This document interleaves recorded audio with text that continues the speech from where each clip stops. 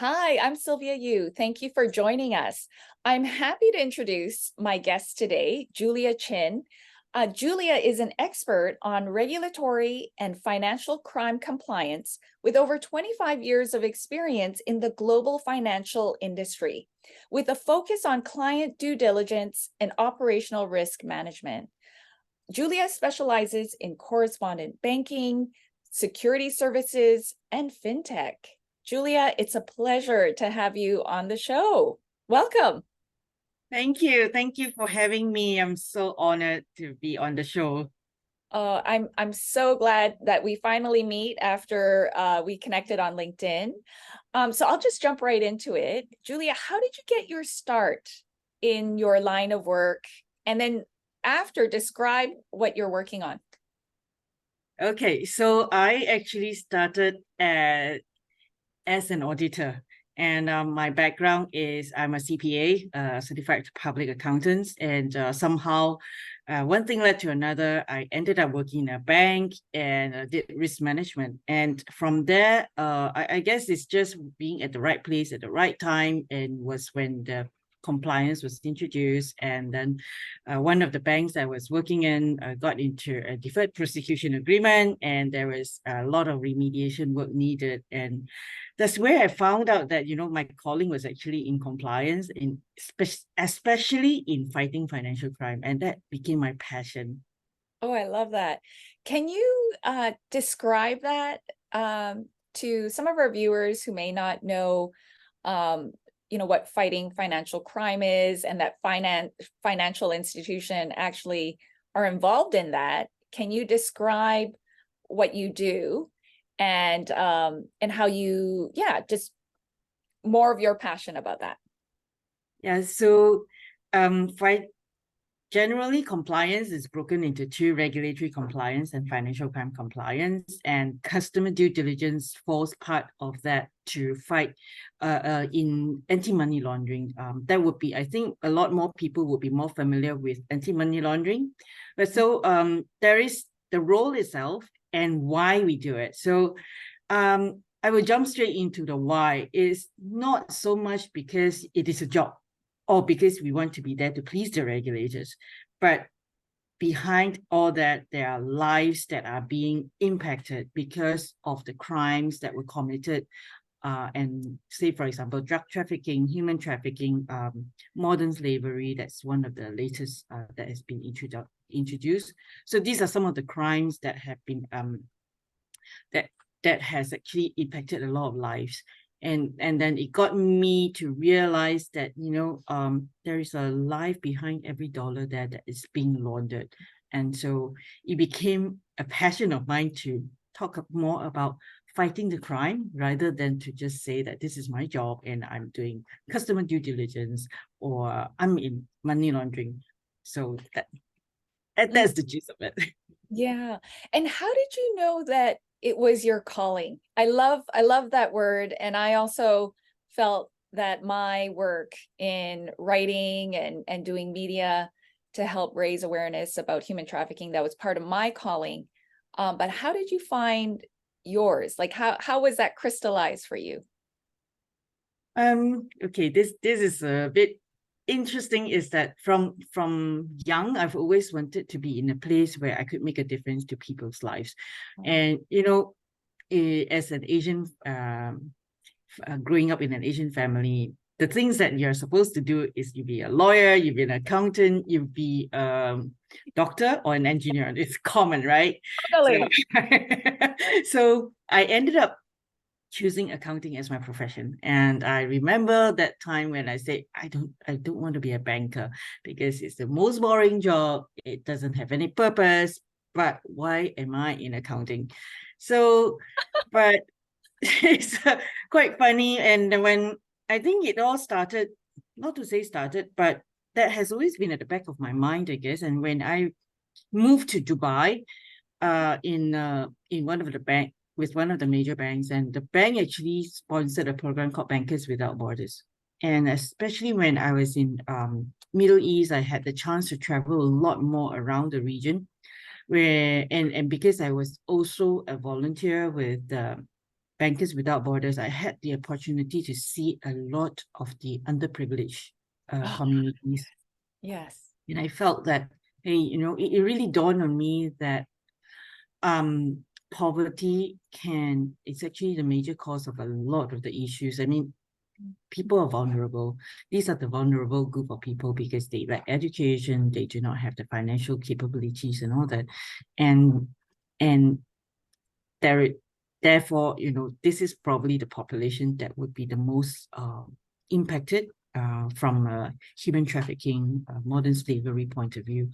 And that's how it really dawned on me that just because, not to say just because, but as a banker, there is a lot that we can do as well to make a difference to people's lives. And it's not just about the numbers, it's not about ticking the boxes. And good thing is that then I think COVID hit. And that's when there is a greater, you see a lot more introduction of technology, innovation. And of course, that's how we met, right? And that's how I met. I started to follow Matt, and it really got into me that I think this is where I want to go. And in a way, I got inspired, and I got inspired to reignite that passion when I followed Matt. And your your passion is so infectious, and you have a lot of followers, Julia, and you call yourself, I love how you call yourself a black belt in compliance, right? Yeah. Love that. No, and I appreciate what you said, that it's not just about checking the boxes, as a banker, and that there is a place for professionals to make a difference through their career. That's very powerful. So out of all the projects you've worked on in your career, what are you most proudest of?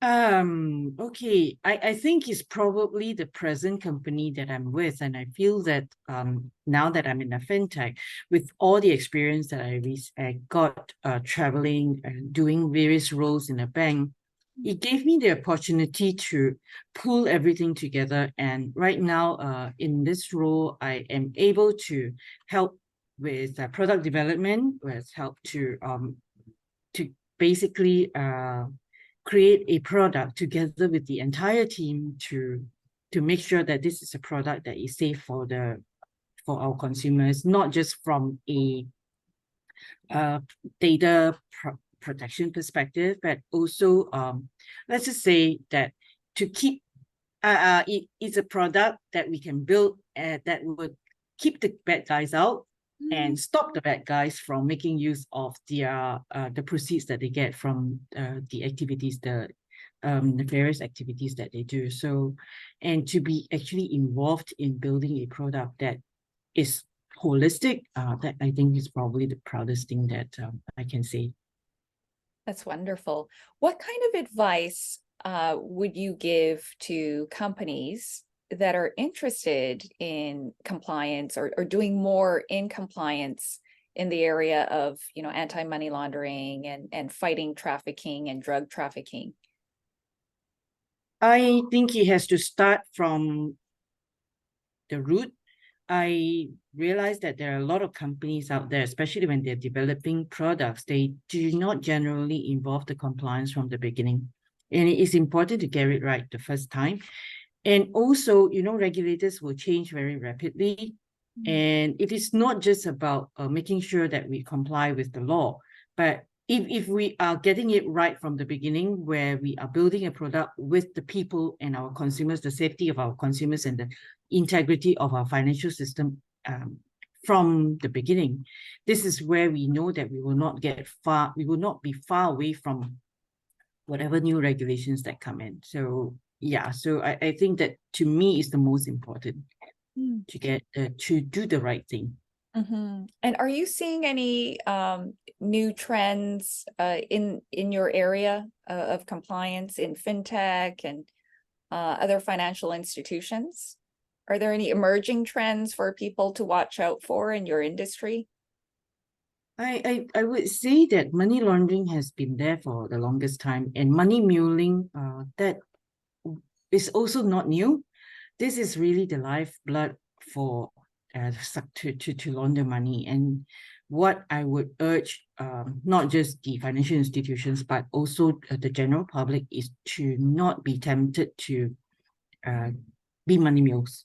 And from a financial institution perspective, is to be on the lookout for money mule activities, and for the general public to be very careful and to not fall for any of these schemes that tell you to ask to use your bank accounts or to use your ID to open accounts so that they can make use of your account for activities. I know that it can be very tempting, especially when you are desperate to have food on the table, but always remember that this is illegal. People may not be aware of it, but now I think there's more awareness that this is illegal, and also be aware that whatever that a money mule is doing is actually hurting other people. It is not a victimless crime. Yes. Oh, that's very powerful. Yeah, thank you for the reminder that yeah, it's not a victimless crime. Quickly, are you just a quick question, are you working on pig butchering? Well, not directly in my job. Yeah. Okay. So I am in the secretariat team of the Asia Global Coalition to Fight Financial Crime. And as part of that, I am also the secretary of the Fraud and Scam Working Group. This is an area that we are currently looking into as well. Yeah, Yes, because I am. so many people on LinkedIn have been talking about the fake job ads that they've been receiving. Do you have any advice for people who get those offers, those scam offers? Yeah, I get them too. And I noticed that I'm receiving them on WhatsApp as well. And well, it's quite difficult to stop receiving those messages. I also remember that when something is too good to be true, chances are they are. So I think that would be important to take a step back and think whether this is too good to be true, and to be very, very careful when you're receiving messages from strangers telling you that, oh, your CV looks great and we would like to talk. And especially if they are going to invite you to come to a foreign country, just be very careful. And we have heard of all these scam compounds, right? And Asia Pacific is in a very unique situation where we have very diverse group of there will be the people who will be victims of scams, the investment scams, and there will be those that are victims of job scams where they became the forced scammers themselves. So just I think that from the job scam perspective, just be very careful. I can't stress enough about thinking it through before we fly somewhere where we may actually be kidnapped. Yes, yes, no, wise words, thinking it through. So can you tell us, Julia, who has inspired you in your career journey? There are a lot of people who have inspired me throughout. I think that this is one mentor that you did send me some questions, and I gave it a lot of thought about, especially, what were the biggest mistakes that I made. Yeah. To say that I have very selective, I would say, I don't really remember them, because they are the past and they are part of my journey. And one of the things that I would probably want to say is, it came out from a mistake that I made quite when I was probably in my 20s. I was 20, I was a baby auditor then, and this person really, really inspired me. Was that I made a mistake, and it would have cost the firm quite a bit in terms of in terms of compensation if we didn't get it right. So I just went straight to the partner, and I told him that I made a mistake and I don't know how to deal with it. And immediately he picked up the phone, he called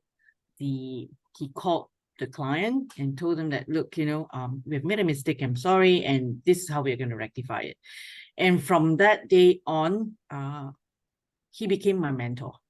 Wow. And he has actually been my mentor. He was the one who would advise me on all my career decisions, even my move to Middle East, my move back to Singapore. I would talk to him, and from when I was 20 until he passed away last year, he has been my mentor. And I mean, it's about having that person that you can reach out to every time when you need help. Yes. I would say that rather than to say that he really inspired me, I think he was the beacon Oh, and my yeah. backbone. And it's rare. I mean, you were just starting out, but I guess he saw like a rare spark of authenticity in you, and he just decided to take you under his wing. That's amazing. Yeah. So we got along really well, and I think it was also because he knew that he could trust me. Yes, yes, yes. You were authentic in asking for help, right? And that's not easy when you're just starting out. Yeah. So how about do you want to go into your milestones now? What are some of your major milestones? Well, I think the major milestones probably, well, it is a journey, I would say, but not so much about the milestones. The biggest turning point is probably when I had the opportunity to be seconded to Middle East, where I spent 8 years of my career there. And I had the opportunity to work with people who are from different cultures. And to me, being the cultural awareness is the biggest thing that that would be the biggest leap for me, because I think that given that we are in a very multicultural environment now, we are global, being aware and having worked with people who are very different from you, that could possibly be the best thing that happened to me. So I think that would be one of my biggest milestones, is actually that moving out and getting the chance to do different things and meet different people. Getting out of your comfort zone. I agree. Absolutely. Working cross-culturally is so transformative, because you have to, it shakes everything up, your mindsets, your habits, and yeah, it really develops, you develop more EQ that way, more emotional, relational intelligence. Yeah, and you get to realize some of the unconscious bias that you have Yes. from, gosh, when you were the way that we were brought up, we would have certain biasness. So that could be enlightening. Yes. So how about delving into your biggest mistakes and your mistake, singular, and how did you overcome experience of failure? Well, I don't really have I have a selective memory on that. But You're anyway, so blessed. Julia, you're so blessed. You're not someone who, goes over memories or experiences. That's a great quality trait. well, to me, right, we all make mistakes. We are not perfect. We will make mistakes along the way, but it's more about what you learn from it. So I like to say that there will be better decisions and decisions. So if a decision doesn't take me to where I really want to be, but there's always something to learn from it. So the mindset I have adopted is that, what can I learn from it? I know it sounds a bit cliche, but I think over time there are just way too many walls that I banged into, so I forgot about them. I would say that okay, one thing I probably say that I should have done earlier is to get a seat at the table. And being an introvert, I know it doesn't look like it. I don't look like it. It is extremely difficult to just go to the table and take a seat there, even though I Yeah. could be qualified to. But even in any meeting that I used to go to, I would sit right at the back. And one of my ex-bosses told me, look, you have got to speak up. Otherwise, people would not know what you do. You may think that culturally, maybe this is how I was brought up, is that I just work hard.